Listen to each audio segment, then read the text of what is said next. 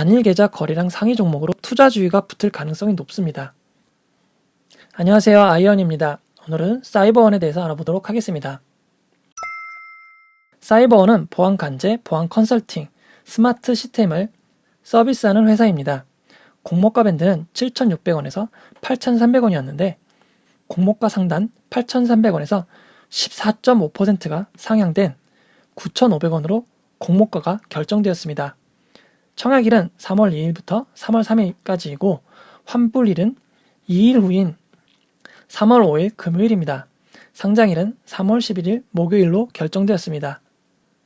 서비스별 매출을 살펴보면 스마트 시스템은 매출에 거의 기여하지 못합니다. 보안 컨설팅이 30% 정도의 매출을 차지하고 있고 나머지 60% 이상을 보안 관제가 차지하고 있습니다. 스마트 시스템은 사원증, 스마트키 등을 이용해 출입 통제, 근태 관리 등을 하는 시스템이고 매출도 낮고 해당 관련 장비를 직접 생산하지 않기 때문에 크게 중요하지 않습니다. 보안 컨설팅은 회사나 관공서의 정보보호 관리 체계를 검사하고 개인정보 보호 실태와 외부 해킹의 안전한지를 모의 해킹을 통해 파악하는 서비스를 제공하고 있습니다. 전반적인 기술적, 물리적 보호 대책을 수립하고 대책을 제공해주는 서비스라고 할 수 있습니다. 쉽게 말해 한 회사의 정보보안 전반을 컨설팅하는 것으로 보면 될 것 같습니다.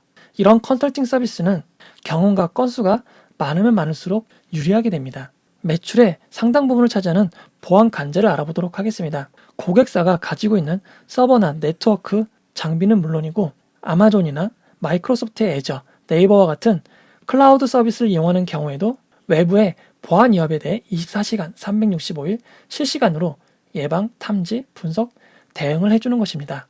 보안이 매우 중요한 것이나 규모가 큰 곳에는 전문 인력이 직접 파견되어 서비스를 진행하고 원격으로만 관제를 하는 서비스도 있습니다. 현재 원격 고객사가 634곳임을 알 수 있습니다. 고객수를 살펴보면 2016년 271곳이던 고객사가 2020년에는 669곳으로 늘어났는데요. 연평균 20%나 늘어나고 있습니다. 앞에서 원격 고객사가 634곳임을 밝혔는데요. 그렇게 파견되어 있는 고객사는 35곳임을 알 수 있습니다. 서비스를 다시 재계약하는 재계약률도 연평균 93%로 높은 수준입니다. 이 부분은 IR 자료를 참고한 것인데요. IR 자료만 본다면 매우 장밋빛입니다. 하지만 실제 매출 추이와 살펴보면 조금 이상한 점을 발견할 수 있는데요. 고객이 연평균 20%가 늘어나고 있습니다. 그런데 보안관제의 매출은 연평균 20%가 늘어나는 것 같진 않습니다. 정확한 확인을 위해 2017년 매출을 고객수로 나누면 한 고객사당 2,720만 원의 매출이 발생했음을 알 수 있습니다. 하지만 2020년 매출을 고객사로 나누면 1,920만 원이 됩니다. 2017년 대비 무려 29.4%나 단가가 줄었습니다. 그렇기에 고객사는 연평균 20%가 늘어나고 있지만 그에 못지않게 단가가 줄어들고 있기 때문에 매출이 크게 늘어나지 않는 것입니다. 단가는 왜 낮아지고 있는 것일까요? 해당 부분은 투자 설명서에 나와 있지 않기 때문에 추정해 볼 수밖에 없습니다. 사업체 현황에서 힌트를 얻을 수 있는데요. 보안 관제, 보안 컨설팅을 서비스하는 회사의 숫자가 매우 많습니다. 또한 수주 방법이 대부분 경쟁 입찰 방식이기 때문에 가격을 올리기 쉽지 않을 것으로 보입니다. 사이버원은 이 업체들 중에 시장 점유율을 어느 정도 차지하고 있을까요? 투자 설명서에서 밝히고 있진 않지만 해당 업종의 매출과 사이버원의 매출을 나눔으로써 시장 점유율을 추정해 볼 수 있겠습니다. 보안 관제 부분의 시장 점유율은 매년 조금씩 늘어나고 있습니다. 2019년 기준 4.72%의 점유율을 차지하고 있습니다. 보안 컨설팅은 조금씩 점유율이 낮아지고 있습니다. 2019년 기준 2.02%의 시장 점유율을 차지하고 있습니다. 보안 컨설팅 부분이 2018년부터 급격하게 성장하면서 보안 관제 부분보다 매출이 더 큰 사업이 되었습니다. 그에 따라 시장 점유율은 조금 내려갔지만 전체적인 매출은 조금 늘었습니다. 각 점유율은 업계 최상위권이라고 말하기엔 조금 부족해 보입니다. 그렇지만 지속적으로 점유율을 높여가는 모습은 좋습니다. 다만 보안 컨설팅 부분에서 점유율이 좀 더 늘어나면 더 좋을 것 같습니다. 모든 부분을 합한 매출과 영업이익을 보면 매출이 2019년까지는 조금씩 늘어났지만 2020년 가결산 결과로는 조금 줄었습니다. 하지만 이익은 지속적으로 늘어나고 있는데요. 사이버원은 이미 영업이익과 당기순이익을 기록하고 있는 회사입니다. 다만 영업이익률이 IT 회사치고는 매우 낮은 10% 초반인데요. 왜 이렇게 낮을까요? 매출에서 차지하는 고정비 비중이 높기 때문입니다. 그리고 그 고정비의 대부분은 급여입니다. 급여는 매년 늘어날 수밖에 없습니다. 따라서 고정비는 조금씩 늘어날 수밖에 없습니다. 하지만 인건비가 미래를 위한 연구개발비에 많이 투자된다면 회사의 경쟁력은 높아질 것입니다. 그러나 연구개발비의 비중이 2%밖에 되지 않습니다. 따라서 대부분의 급여는 서비스를 운영하는 데 사용되는 것으로 추정해 볼 수 있습니다. 희망 공모가 산정을 한 내역을 살펴보면 사이버원은 이미 수익을 내고 있는 회사이기에 2019년과 2020년 3분기 순이익을 이용해 각각 평가하였고 이를 산술평균하였습니다. 하지만 현재 상황에 가까운 2020년 3분기 수익이 기반이 된 평가 가격은 9,594원으로 공모가인 9,500원과 거의 비슷합니다.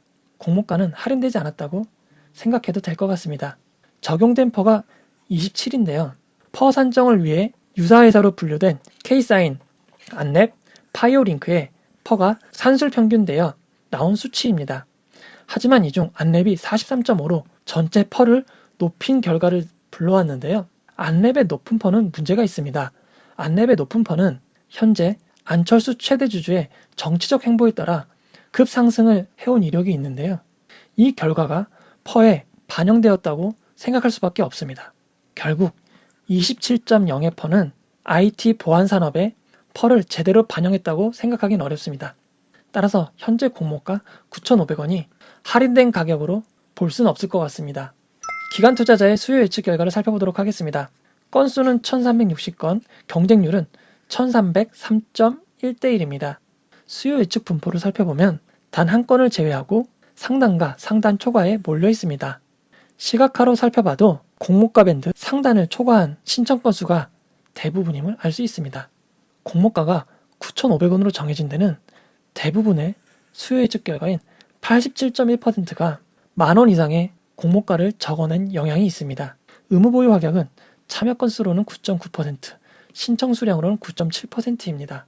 하지만 키움증권은 의무 보유 가격 배정을 미리 공지했는데요.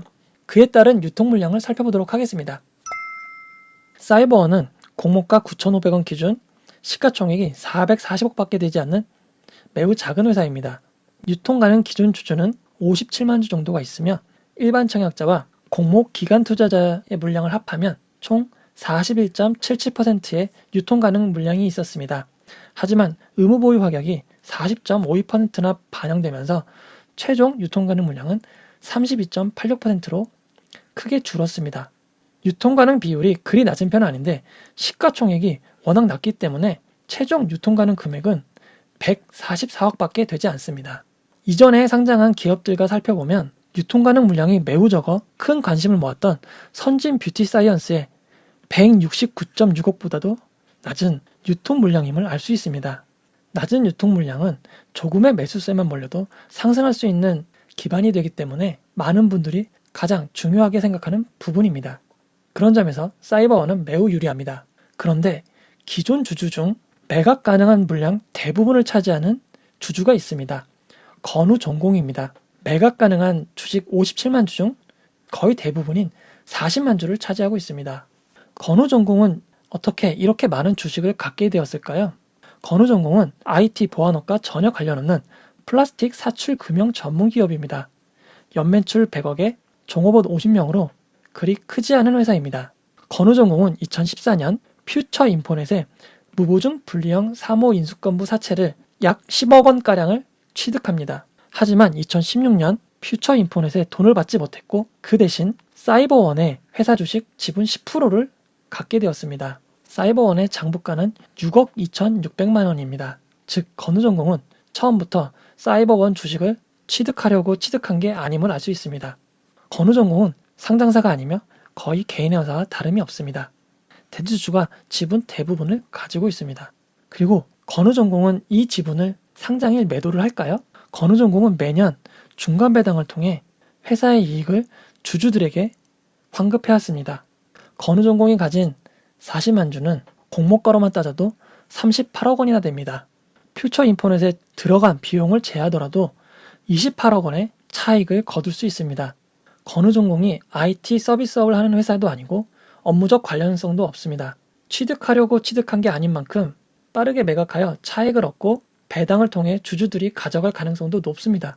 만약 당일 건우전공이 적극적으로 매도를 한다면 단일 계좌 거래량 상위 종목으로 투자주의가 붙을 가능성이 높습니다. 건우전공이 가진 40만 주 중 92,817주 이상을 매도를 하면 2% 이상이 됩니다. 투자주의가 붙을 가능성이 매우 높은데요. 투자주의가 붙으면 다음날 거래가 위축될 수도 있으니 이 점 주의해야겠습니다. 하지만 아무도 건우전공의 매도 가능성을 확신할 수는 없습니다.